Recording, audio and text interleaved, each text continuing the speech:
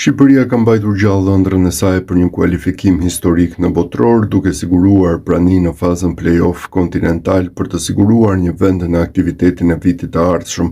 Këtë të njëjtën në Zyrik, kuqezin do të mësojnë rrugëtimin e tyre me sfidën gjysmëfinale dhe më pas finalen e mundshme, por vetëm për ta kjo fazë do të jetë një mister i madh. Rezulton se në fazën play-off për Europën janë 16 skuadra dhe mes tyre vetëm Shqipëria nuk ka qenë asnjëherë pjesëmarrëse në një play-off kontinental për të siguruar praninë në Europian apo në botror. Për shembull, Maqedonia e Veriut me Kosovën e përjetuan një gjë të tillë në kualifikueset e Euro 2020 me maqedonasit, të cilët ishin ata që fituan ndaj dardanëve dhe më pas Gjeorgjisë, duke prerë biletën për në fazën finale të turneut.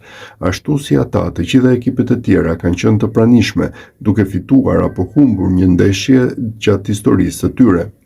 Por për Shqipërinë kjo është pjesëmarrja e parë në një fazë play-offi të turneut dhe padyshim mungesa e eksperiencës për të përballuar trysninë që ajo mbart mund të jetë një handikap i rëndësishëm për ekipin në rrugtimin drejt realizimit të ëndrrës së botrorit.